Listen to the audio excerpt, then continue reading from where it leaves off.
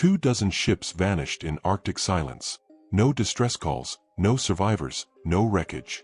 Just a lone sailor, frostbitten and delirious, whispering of fog that hummed and compasses that spun like madness. What happened in the Barents Sea that winter? What force swept an entire Allied convoy from the map?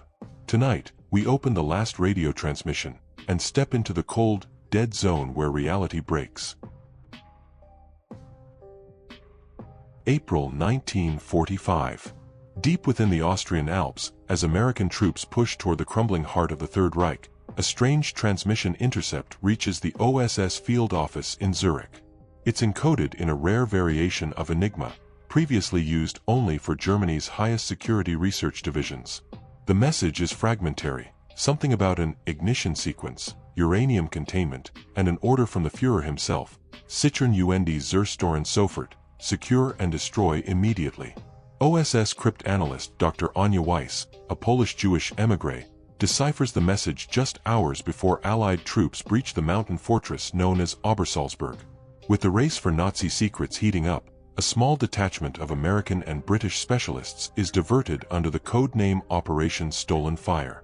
Their objective: infiltrate a suspected weapons lab near Bad Gastein before the SS can wipe it clean. Major Jonathan Kessler leads the unit, a grizzled veteran of North Africa and Normandy, now tasked with an assignment that feels less like war and more like myth. Accompanying him is Professor Edward Halley, a British atomic physicist formerly of Cambridge, who once worked alongside the early theorists of the Manhattan Project before being sidelined by his warnings. The Germans are not behind. They're hiding something. The convoy reaches the lab, a camouflaged tunnel entrance sealed by thick iron doors buried beneath avalanche-prone cliffs. The inside is cold, sterile, and eerily silent.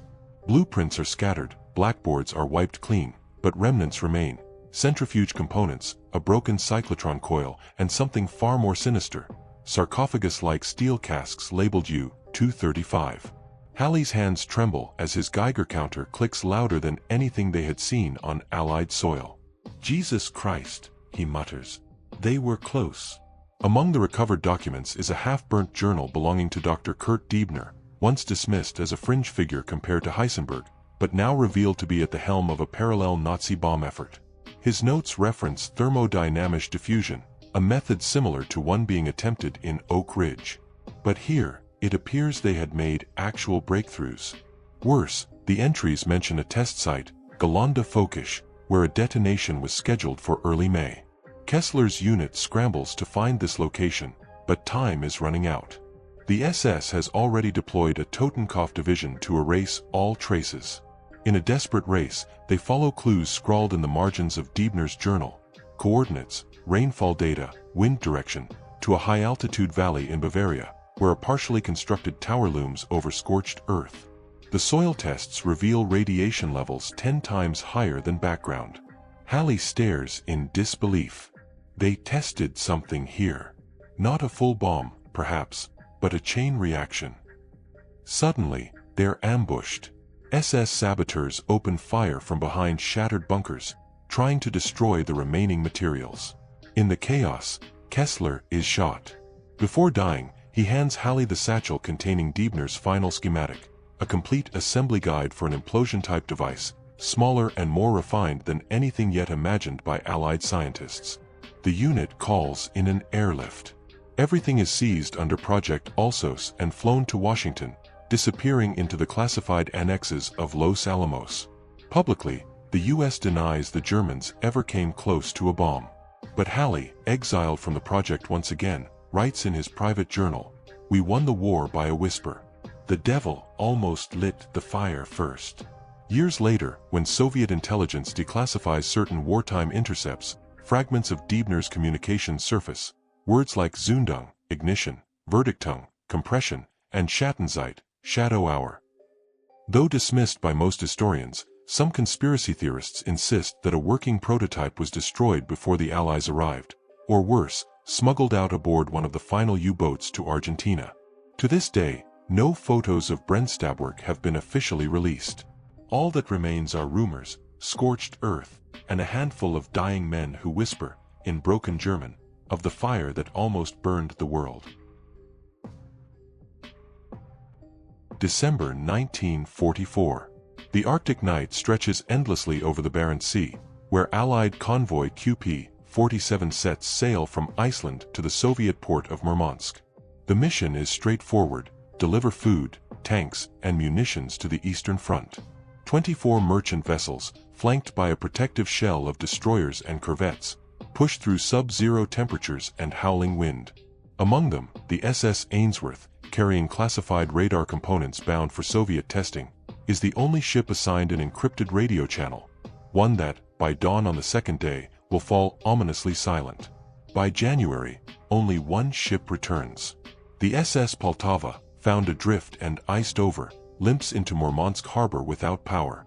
Its crew, save for a frostbitten Soviet sailor barely conscious, has vanished. No distress signals were received. The remaining vessels are simply gone. Naval Command blames U-boats and weather. But when an RAF surveillance plane reviews the flight logs, something strange emerges, a visual anomaly logged by Flight Lieutenant Henry Marsh. On the morning of December 21st, a dark silhouette, larger than any known ship, was spotted pacing the convoy below the clouds. The plane's compass spun erratically. Moments later, its radio failed. Theories abound. Some whisper of a prototype German stealth craft, perhaps built with stolen British radar research. Others speak of magnetic interference weapons under development by Nazi scientists stationed in Norway.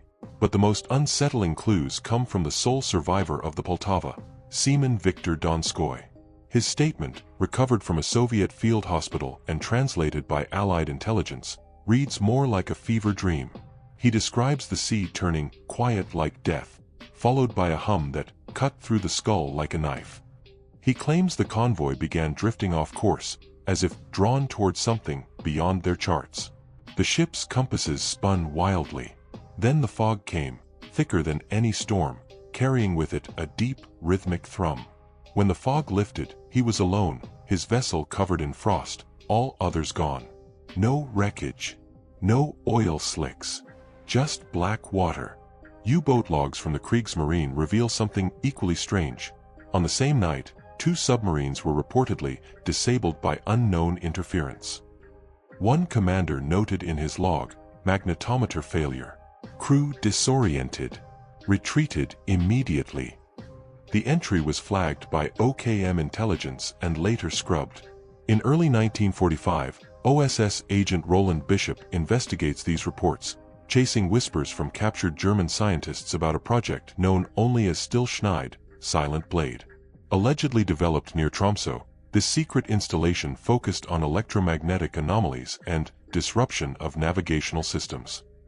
Though Allied raids bombed the facility in late 44, Bishop uncovers fragments of research suggesting experimentation with low-frequency oscillation fields, designed to disorient, misdirect, or potentially even disable enemy convoys en masse. Years later, declassified KGB files show the Soviets quietly deployed deep-sea recovery teams north of Murmansk in 1952.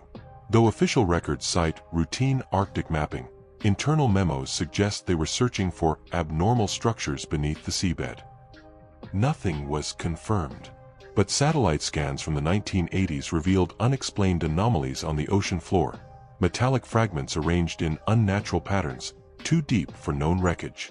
To this day, QP-47 remains one of the war's most enduring maritime mysteries. 23 ships lost. No distress calls. No torpedo trails. No bodies. Only a frostbitten sailor, a scrambled flight log, and a dead ocean that swallowed history whole. Was it Nazi technology? A natural phenomenon? Or something stranger, operating beneath the surface of war? Whatever the truth, one thing remains. No convoy ever sailed that route again under Allied flag. The sea, it seemed, had claimed its toll, and issued a warning.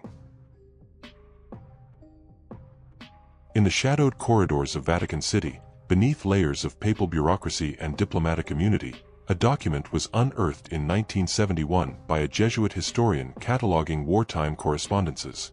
It was marked only as Il Quarto Protocollo. The ink was faded, the paper brittle with age, but the signatures were unmistakable. Count Galeazzo Ciano, Italian foreign minister, and General Hiroshi Oshima, Japan's ambassador to Berlin. The year, 1941. What the document described defied everything the official record had ever acknowledged. According to its content, Fascist Italy and Imperial Japan had drawn up a secret operational agreement to fracture the British Raj. The plan was as daring as it was absurd, a pincer movement in Asia, with Japanese forces pushing west through Burma while Italian troops, via a bold sweep through Persia and Afghanistan, would strike eastward. Their meeting point? Delhi. The supposed codename, Operazione Vento di Oriente, East Wind. Historians dismissed the discovery. No Italian forces ever made it that far east, and the idea of marching divisions through the deserts of Iran and the Hindu Kush seemed logistically impossible. But further investigation revealed a string of peculiar events. In April 1942, a Japanese submarine was spotted off the coast of Portuguese Goa. Allied intelligence chalked it up to a navigational error. But a week later, MI6 intercepted a coded message from the Italian consulate in Tehran to Rome. The cipher, cracked only partially, referenced preparations with Eastern partners and an unnamed delivery. OSS records tell of a German cargo plane shot down in northern Iraq that same month. On board were blueprints for mobile oil refineries and maps of India's northern passes, annotated in both German and Italian. Why would the Axis need such material unless they had some intent for the subcontinent? One theory suggests Mussolini, growing increasingly frustrated with his diminished role beside Hitler, sought his own sphere of influence, an empire outside of Europe's war. With Britain distracted across multiple fronts and India boiling under nationalist tensions, the timing might have seemed perfect. Evidence also emerged from Japanese naval records seized after VJ Day. In a heavily redacted file labeled Curacao Initiative, references were made to Italian diplomats requesting submarine transit along the Malabar coast, offering, in exchange, radar schematics and radio jamming technology. These logs were never entered into official Japanese naval history. But perhaps the most damning clue was found in a sunken Italian freighter off the coast of Karachi, discovered during a British oil survey in the 1960s. Salvage teams recovered crates bearing the insignia of the Regia Marina and inside, disassembled communication gear, uniforms marked for desert operations, and maps in Italian labeled Sind/Punjab Strategic Corridors. The British government quietly seized the wreck and its contents, offering no public explanation.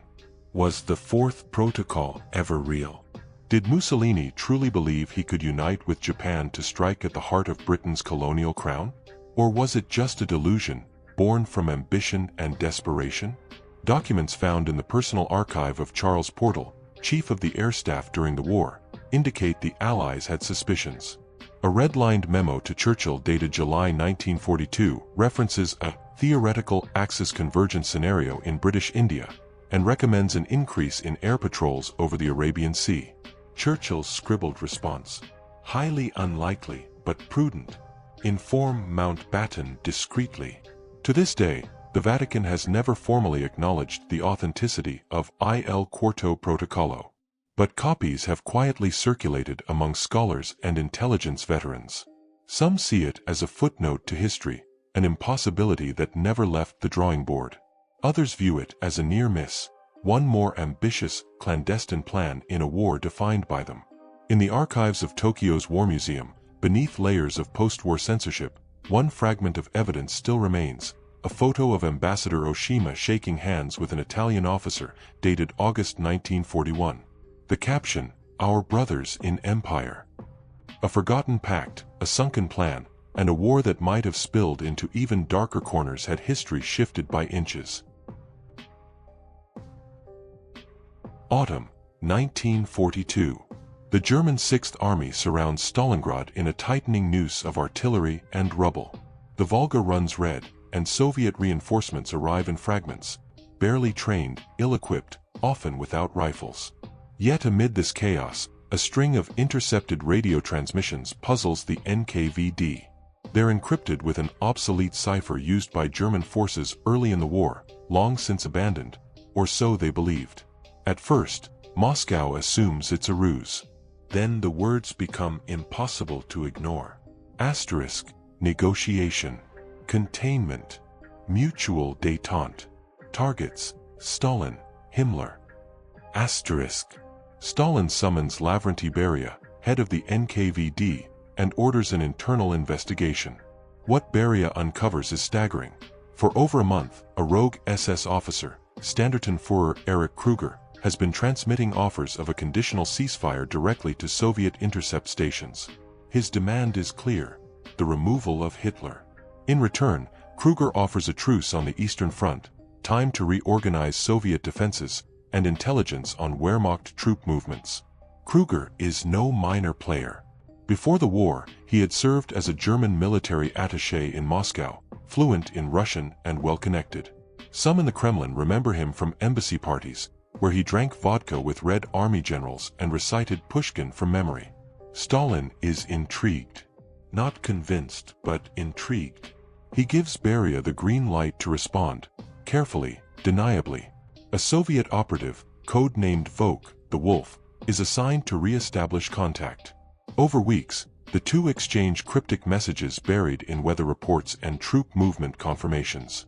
Kruger, it seems, is part of a growing faction within the SS disillusioned with Hitler's erratic leadership and convinced the war is already lost. He believes a fractured armistice with the Soviets could buy time to redirect Germany's war machine westward, against the Allies. But Vok quickly realizes the truth is murkier. Kruger isn't simply trying to remove Hitler. He's orchestrating a coup. And he wants Stalin's help. The plan: Stalin launches a brief but highly publicized counteroffensive north of Stalingrad, nothing strategically significant, but enough to pull attention away from the German rear. In exchange, Kruger's faction will eliminate Hitler and offer terms. Germany retains control of Poland and the Baltics, the Soviets get Ukraine and Belarus, and a formalized truce seals a redrawn map of Eastern Europe. Stalin doesn't trust him. But he's not uninterested either. In late November, a coded message reaches Moscow. Asterisk der Adler word fallen. Drei Tage bis Mitternacht. Asterisk the eagle will fall. 3 days until midnight. Beria mobilizes sleeper agents in Berlin. Soviet radio silence breaks protocol. And for a brief window, war's iron machinery stutters. But then, on the third day, silence. Kruger is never heard from again. Captured documents after the war, hidden within Himmler's personal archives, suggest a failed SS mutiny in a garrison outside Königsberg. Among those executed without trial, Standartenführer Erich Kruger. No trial, no records, just a name struck from lists. Yet the implications remain. Months later, when the Red Army finally pushes the Wehrmacht out of Stalingrad, Vok disappears. His last message to Beria reads simply: he believed in a future neither of us would survive.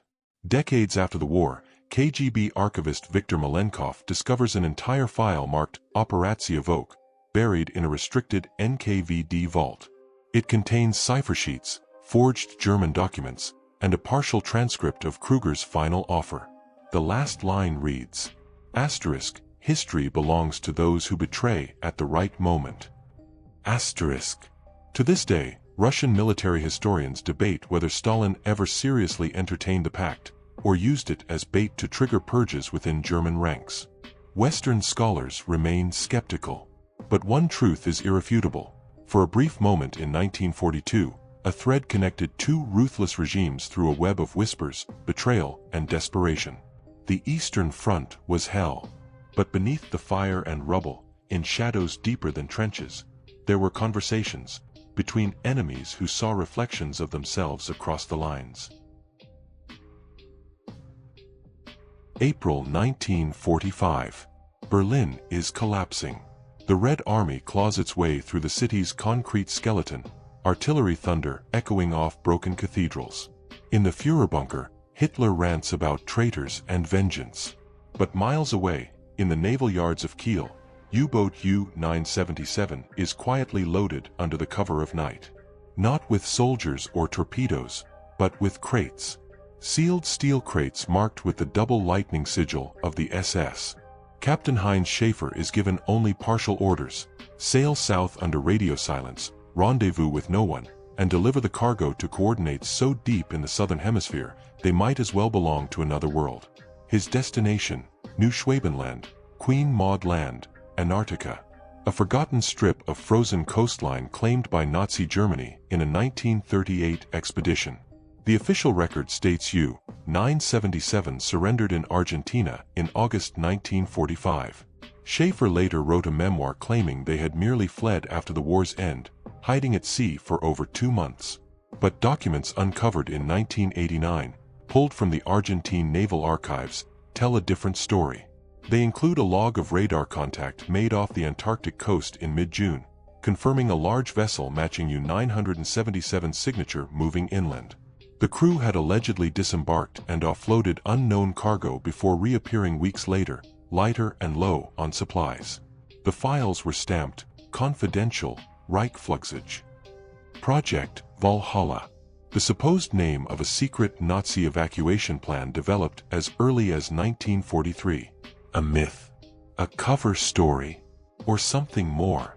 Declassified OSS reports speak of German scientists researching polar base installations using geothermal vents to maintain livable temperatures beneath the Antarctic shelf. These theories were laughed off until 1959, when a U.S. Navy expedition led by Admiral Byrd encountered extreme magnetic anomalies near the very coordinates Schaefer had once sailed toward. In 1962, a Soviet icebreaker found what appeared to be the remains of a prefabricated steel structure partially buried beneath the ice, complete with rusted German gauges, boiler tanks, and a collapsed satellite dish dated 1944. The Soviet crew took photographs. Only one image survives, an insignia on a wall, faded but unmistakable, the eagle, the swastika, and the initials, Ahnenerbe. The Nazi pseudo-archaeological division, obsessed with myth, science, and esoteric origins. Was Antarctica their final gamble? A new Eden from which to rebuild? A place to bury weapons or ideas the world wasn't ready for? Schaefer vanished from public life in 1952. His final letter to a former crewman, discovered after his death, contains a single line that has fueled conspiracy ever since. Asterisk, the cargo was never meant for Berlin. It was for what came after. Asterisk, could remnants of the Reich have slipped away into the white void of Antarctica? Is that why the area remains one of the most militarily monitored and geopolitically sensitive places on Earth? Satellite imagery from the 1980s shows unnatural patterns under the ice, grids, vents, even domed formations. Official explanations cite geological formations. But no official has ever answered why multiple nations, including the US, maintain overlapping scientific outposts so close to Queen Maud Land, where nothing but ice and myth are supposed to exist. Project Valhalla remains one of World War II's strangest ghost stories. Not because of what it proves, but because of what it nearly admits.